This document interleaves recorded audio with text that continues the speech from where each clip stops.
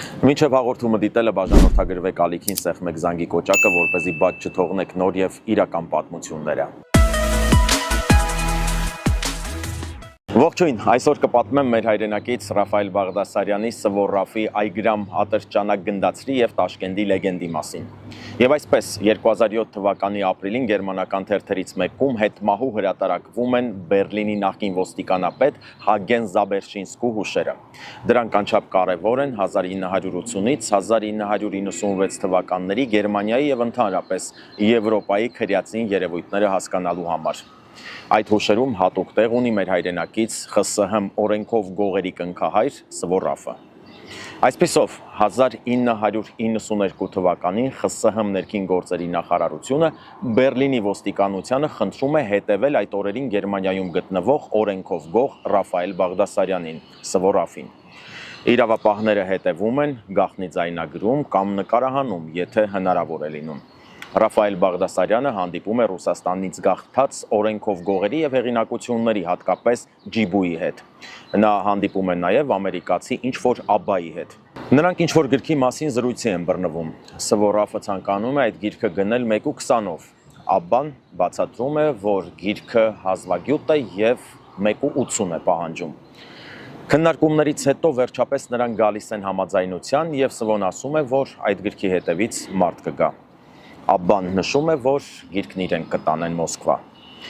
Իրավապահներին իսկապես թվում է, որ գիրքն ինչ-որ հազվագյուտ հրատարակություն է, որովհետև նրանց զրույցի մեծ մասը վերաբերել է փիլիսոփայական լուրջ հարցերին։ Աբան զարգացած գրագետ մարդու տպավորություն է թողել։ Բաղդասարյանը նույնպես կարդացած մարդ էր եւ փիլիսոփայության ու աստվածաբանության հարցերում անչափ գրագետ էր։ Եթե որևէ մեկն ականջ դներ նրանց խոսակցությանը, կթվար, թե երկու փիլիսոփա խիստ մասնագիտական հարցեր են քննարկում, նշվում է գերմանացի ոստիկանապետի հուշերում։ Հետագայում սակայն պարզվում է, որ խոսքն ահարկումի զենքի Այգրամ ատրճանակ գնդացիր գնելու մասին էր։ Բերլինյան գաղտնի օպերացիայից մի քանի ամիս անց 1992 թվականի դեկտեմբերին, երբ ձերբակալվում է Ռաֆայել Բաղդասարյանը, օպերատիվ նկարահանումներում ցուցադրվում է նաև Այգրամ ատրճանակ գնդացիրը։ Ռուս զինագետը բացատրում է, թե ինչպես է գործում զենքը։ Միայն մի փոքր թխկոց է հանում։ Ռուս մասնագետներն առաջին անգամ էին տեսնում երկարափող այդ ատրճանակ գնդացիրը, որով սպառազինվում էին միմիայն Միացյալ Նահանգների կենտրոնական հետախուզական վարչության հատուկ գործակալները։ 1961 թվականին Մոսկվայի եւ Տաշկենտի թերթերը գրում են, որ 4 հոգանոց մի խումբ, որոնցից 2-ը ներքին գործերի մարմինների աշխատակիցների հագուստներով եւ Ուզբեկստանի պետանվտանգության կոմիտեի աշխատակիցների փաստաթղթերով մտել են Տաշկենտցի հարուստ հրեա ոսկերիչ Նիկոլայ Զյուֆելդի տուն եւ խուզարկություն կատարել։ Մի ամբողջ օր ստուգել են հրեայի տան հնարավոր եւ անհնար բոլոր թաքստարանները։ Արդյունքը գերազանցել է սպասումները։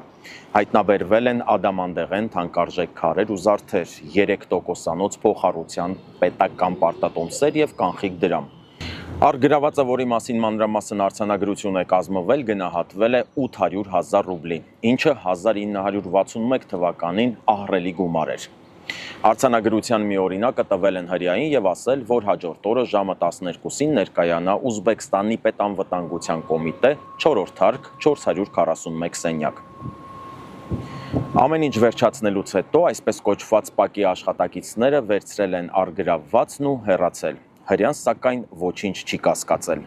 Հաջորդ օրը նշված ժամին րոպեների ճշգրտությամբ վախից սփրտնած ոսկերիչը ներկայացել է պետանվտանգության կոմիտե եւ ցույց տվել իրեն տրված արձանագրությունը։ Ձեր անունով անցագիր չկա, պատասխանել են նրան։ Ոչ երկար պարզաբանումներից հետո կեղծիքն անմիջապես բացահայտվել է։